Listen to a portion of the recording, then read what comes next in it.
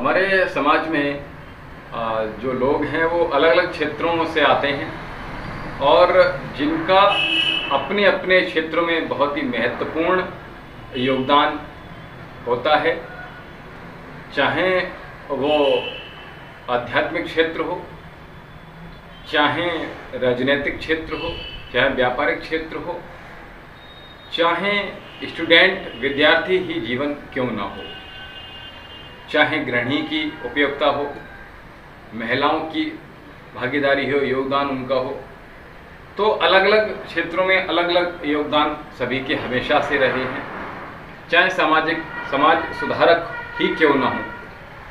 तो इसमें विद्यार्थी को मैं लेकर चल रहा हूँ। जैसे विद्यार्थी अगर कोई समय अपना निर्धारित कर लेते हैं कि मुझे ये इतने वक्त में समय सीमा तक समाप्त कर देना है, फिर अगला, तो इस तरह से वो अचीव करते चले जाएंगे तो जल्दी ही वो क्योंकि एक माइंड सेट हो जाता है जब आप स्टूडेंट जीवन में होते हैं, विद्यार्थी जीवन में होते हैं, तो फिर ऐसा लगता है कि बस अब पढ़ते चले जाएं।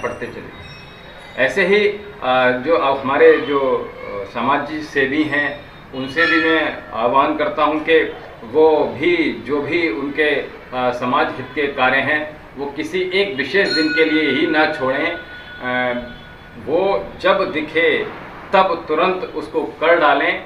जैसे हमारे यहाँ पे ही एक साथी हैं जो किसी भी पशु की कोई अगर बीमारी हो जाए, एक्सीडेंटल उसमें कोई दुर्घटना में उसको क्षति पहुंच जाए, वो चाहे बंदर हो, गाय हो, बैल हो, घोड़ा हो, कुछ भी हो, तो कुत्ता हो, उन सबको क्या करते हैं वो तुरंत ही जहां भी सूचना मिलती है तुरंत सबसे पहले पहुंचते हैं और उसकी सेवा में लग जाते हैं। तो ऐसा होना चाहिए कि आपने तुरंत इमीडिएटली काम कर देना है, ये नहीं कि हमने अब सोचेंगे अब इतनी देर में तो बेचारा खत्म हो जाएगा।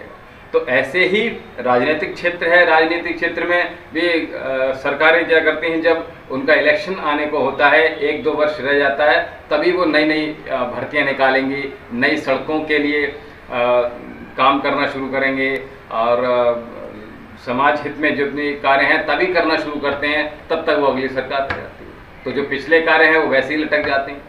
तो ये सुनियोजित तरीके से करना ये ठीक नहीं रहेगा। आपने जन सेवा के लिए हैं, क्योंकि ये अगर मैं कहूँ राजनीतिक क्षेत्र में तो सड़क, बिजली, पानी की समस्या मैं तो इतने वर्षों से देखता आया हूँ, क्या इसका कोई परमानेंट सॉल्यूशन नहीं है? ये हमें विचार करना पड़ेगा। ऐसे ही हमारे जो महिलाएं हैं, माताएं, बहनें हैं, उनका तो समाज में जितना योगदान कहूँ उतना कम है, क्योंकि उन्हें दोनों चीज़ें संभालनी होती है। उनको बाहर का भी क्षेत्र संभालना है और अपने घर को भी संभालना है, अपने बच्चों को भी देखना है। तो उसमें उनको कमर अपनी कस लेनी है, अपने स्वास्थ्य पर ध्यान देते हुए उन दोनों चीज़ों को अच्छे से कवर कर पाए वो।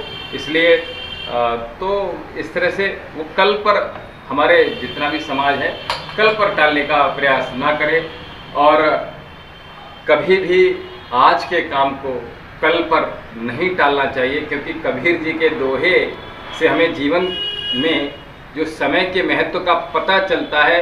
उनके अनुसार कबीर जी कहते हैं कि हमेशा हमें समय रहते ही अपने सारे कार्य समाप्त कर लेना चाहिए, उनको फिनिश कर लेना चाहिए, कभी भी काम को टालना नहीं चाहिए।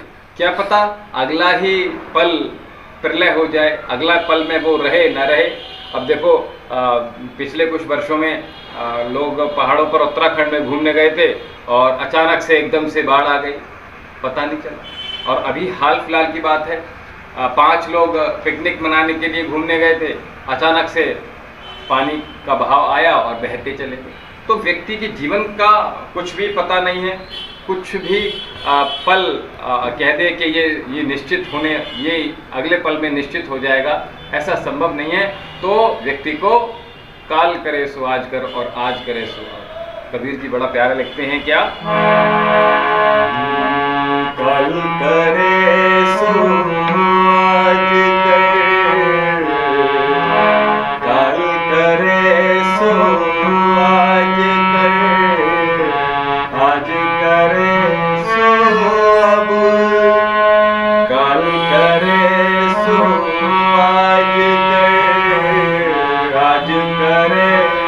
सो